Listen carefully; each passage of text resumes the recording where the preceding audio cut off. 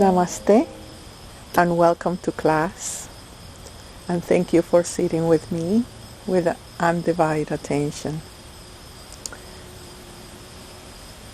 Today's class is highlighting this statement of detachment. When you hear, I want a divorce, I want to change my job, I want to move from where I am, I want to go to another country, I need a change.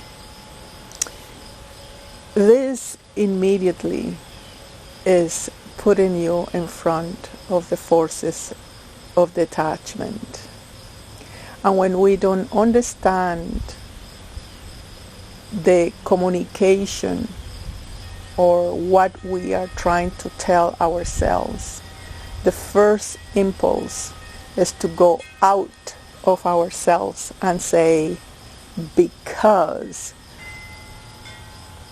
this person is not good for me, this job is too toxic, this country is too bad, and so on. We start finding justifications and giving energy to the justifications to increase meaning, to increase value. I cannot stand it anymore, right?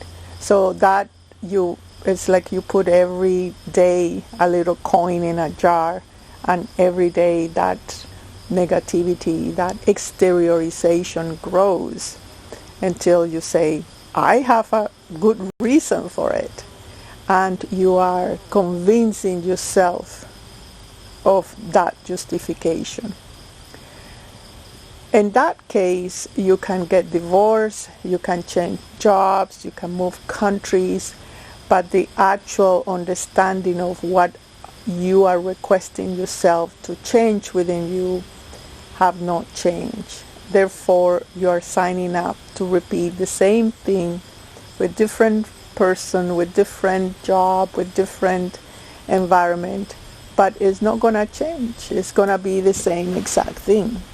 So that's the number one. Instead of just exteriorizing, see, I am requesting change. Deeply, radical, total, and right now. It's not like in 3 months, no. So in that moment, you start collecting yourself from the exterior, from the exteriorization. And the way to do that is to consciously realize that, okay, I am projecting and I just need to accept this person the way it is. It's not going to change. I need to accept this job the way it is. It's not going to change. This country is not going to change. And you immediately give yourself that sense of empowerment that you are not oppressing anybody for your convenience or for your motivation of change. So this is a very valid and number one rule.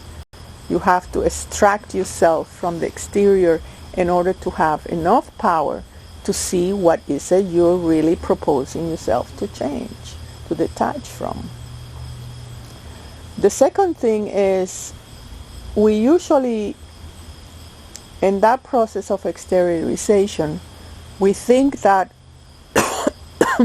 it's the outside who gratified us. It's the outside that brings us happiness. And with that, then we are beggars, right? We become beggars. If I do this, then I'll get what I want and I will be happy. If I behave certain way, if I have this title, if I have this man, if I don't have this, etc. So you start discerning and having some kind of a catalog in your mind about how you should be. And that again is just a waste of energy, and you are not seeing clearly what is it you need to detach from.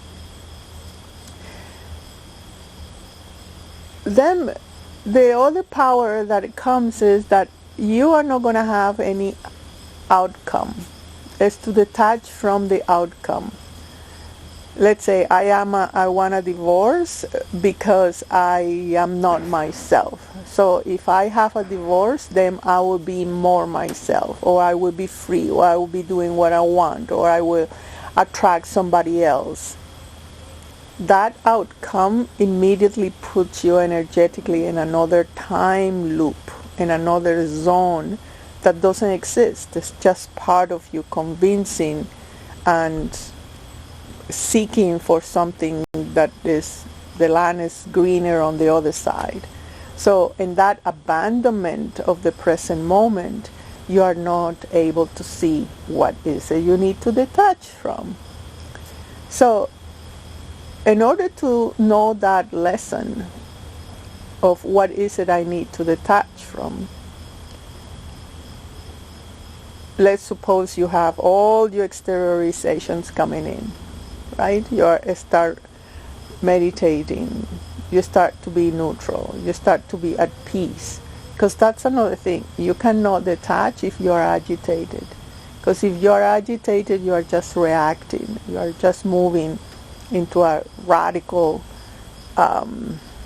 movement that is not constructive, that is not going to lead you to a place of peace.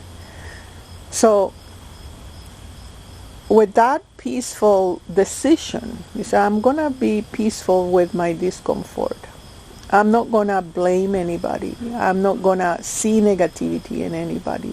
I'm not going to create a better future for me. I'm just going to be with me and try to communicate with me and see what is and who is the voice that say, I need to detach. And most likely, when that process starts to happen, you need patience. Because it's not like, okay, I enter meditation, I meditate for 3 days, 1 week, and then I know all the answers. Not at all, because you need time to get out of that pain, of that restlessness, of that reactive self. And then you need to settle a bit to have that process of neutral inquiry. So, and here, most likely the communication happens when you are seeing in the other what is it that you would like the other to be. And that's the paradox. I have disengaged from the blaming of others, but then I see what is it that I am requesting to the other. I want my spouse to be more communicative. Usually that is one of the complaints about divorce. He or she doesn't communicate. We're not in the same tone. Then you ask, what is it that I need to say to myself? What is it I need to say to myself? How is that I am asking myself? What is it that I'm asking myself to look differently, or to have a perspective, or just to let go, right? Because the process of detachment is that art of going into the experience with the flexibility that is not my outcome, right? It's something I don't know. So surrendering to that possible self, it creates the first slab and the first brick for detachment. Now, in that serenity, you start finding obsolete things in you, things that doesn't work anymore, that maybe you have accumulated or activated or relied on it from childhood, and that create an energy field that it becomes so thick that you cannot see yourself. And usually that energy around you, I love what Eckhart Tolle call it the pain body, how it seeks a constant engagement with drama and with pain in order really to release, to relax, and to see oneself from the authenticity of who we are. So in that, you need to go a little bit deeper and say, what is my pain? What is that is obsolete in me, that is not allowing me to flow or to find joy or to find the passion or to find the stability that I want? And then with that self-inquiry and that predisposition of calmness, things may emerge. Of course, the guidance of a teacher or somebody that can see you from outside and propose questions for you will be helpful, of definitely a great help. But the first thing when you say, I want a divorce, I want to change, I want anything, is to be face to face to the being of detachment. Because detachment is not of something that you let go of something, an object. You are just simply changing a position of how you are looking at yourself, of how you are looking at your potential. So it's in that flow and that flexibility that you are able to solve the problem.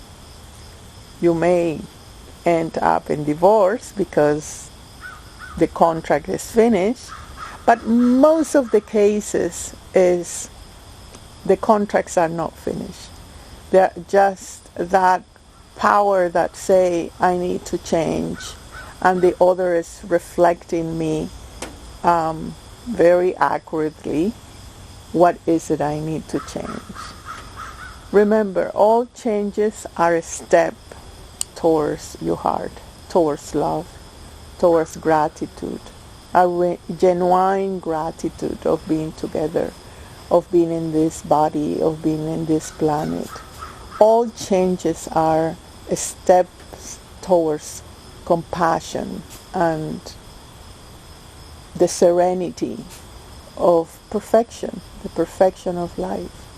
Right? So if that is a hint, that it may be helpful in your process of regaining the understanding of the great force of detachment, which is not a one thing that happens. It's a constant of the universe, because it loves us, it wants us to grow. It's never static. It's alive, it's intelligent, and it's loving. It's the language of promoting oneself. It's letting go. Thank you so much for being with me, and I will see you in our next class.